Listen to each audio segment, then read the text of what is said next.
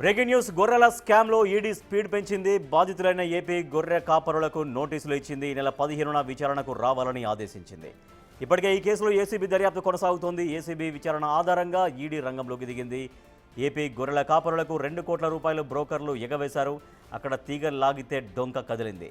అధికారులు బ్రోకర్లు కుమ్మక్కై పథకం నిధులు స్వాహా చేశారు. గొర్రెలు కొనకుండానే కొన్నట్లు రికార్డులు సృష్టించారు. పశుసంవర్ధక శాఖకు చెందిన సీనియర్ అధికారులు ఇప్పటికే అరెస్ట్ అయ్యారు. మాజీ మంత్రి తలసాని ఓఎస్డీ పైన ఇప్పటికే కేసు నమోదైంది.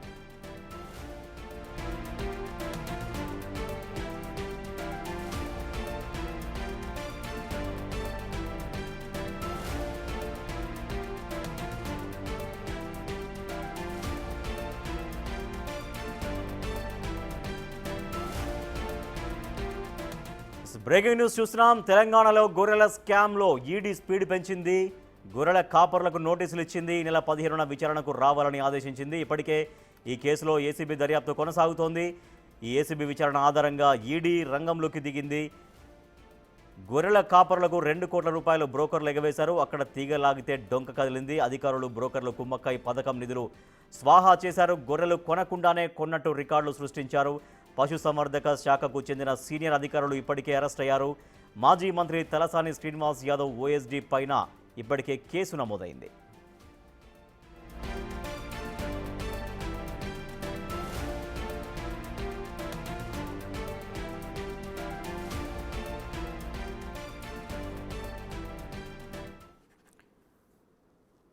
గొర్రెల స్కామ్కు సంబంధించి ఏసీబీ విచారణకు సంబంధించిన మరింత సమాచారాన్ని మా ప్రతినిధి సురేష్ అందిస్తారు. సురేష్, విచారణలో ఎటువంటి విషయాలు వెలుగులోకి వస్తున్నాయి గొర్రెల స్కామ్కు సంబంధించి? గొర్రెల స్కామ్ లో ఇప్పటికే ఈడీ విచారణ ప్రారంభించింది. అనేక సమాచారం కూడా రాబట్టి దాదాపు 1000 కోట్ల పైనే స్కామ్ జరిగినట్టు కూడా ఈడీ నిర్ధారణకు రావడం జరిగింది. ఈ కేసును ఏసీబీ దర్యాప్తు చేస్తుంది. ఏసీబీ 750 కోట్లకు పైగా నిధులు పక్కదారి పట్టాయని చెప్పేసి కూడా దర్యాప్తులో గుర్తించింది. కానీ 750 కోట్లు కాదు, రాష్ట్ర వ్యాప్తంగా 1000 కోట్లకు పైనే ఈ గొర్రెలకు సంబంధించిన విడుదల చేసిన డబ్బులన్నీ కూడా పక్కదారి పట్టినట్టు ఈడీ ఇప్పటికే గుర్తించి అనేకమైనటువంటి ఏసీబీ దర్యాప్తుకు సంబంధించిన వివరాలతో పాటు ఇటు పశుసంవర్ధక శాఖ దగ్గర ఉన్నటువంటి ఈ పథకానికి సంబంధించిన పూర్తి వివరాలన్నిటిని కూడా తెప్పించుకొని విచారించింది.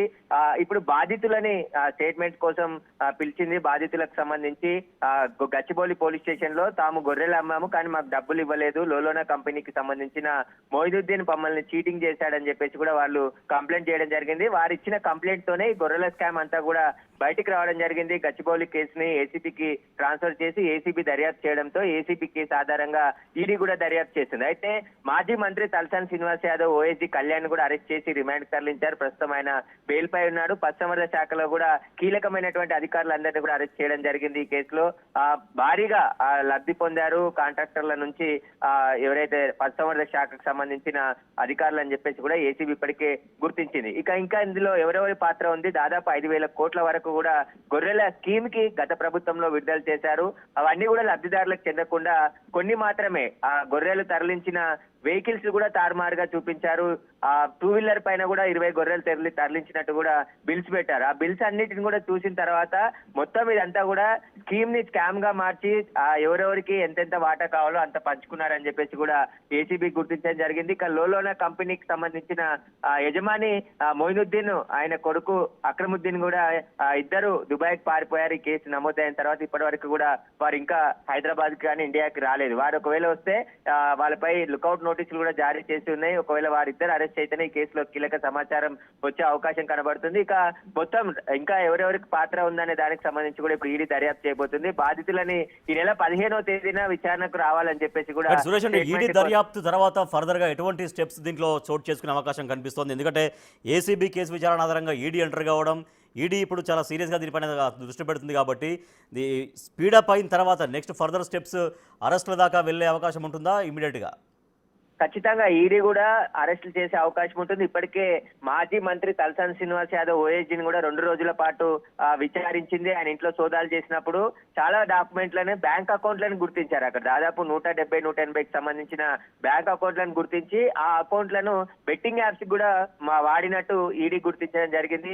2 రోజులు విచారించి ఆయనని నోటీసులు ఇచ్చి పంపించింది. మళ్ళీ విచారణకు రావాల్సిందిగా మేము పిలిచినప్పుడు విచారణకు రావాల్సి ఉంటుందని చెప్పేసి కూడా ఆయన చెప్పడం జరిగింది. ఇక పశుసంవర్ధక శాఖ మాజీ అధికారులను కూడా ఈడీ ఇప్పటికే ప్రశ్నించింది. అనేక సార్లు దీనికి సంబంధించి కేసుకు సంబంధించిన ఆధారాల కోసం వారు ప్రశ్నించింది. కాబట్టి పూర్తిగా ఇప్పుడు బాధితులు ఇచ్చే స్టేట్మెంట్ కూడా ఇందులో కీలకంగా ఉండబోతుంది. ఎందుకంటే గొర్రెలు అమ్మిన రైతులు డబ్బులు రాకుండా లోలోన కంపెనీకి సంబంధించి బినామీల అకౌంట్ లోకి ఆ డబ్బులన్నీ కూడా ప్రభుత్వానికి సంబంధించిన నిధులన్నీ కూడా ట్రాన్స్ఫర్ చేసుకున్నట్టు పక్క బ్యాంక్ అకౌంట్స్ ఆధారంగా ఏసీబీ గుర్తించింది. కాబట్టి వాటన్నిటిని ఇప్పటికే ఈడీ తెప్పించుకుంది. కాబట్టి విచారణ తర్వాత కీలక పరిణామాలు జరిగే అవకాశం కనబడుతుంది.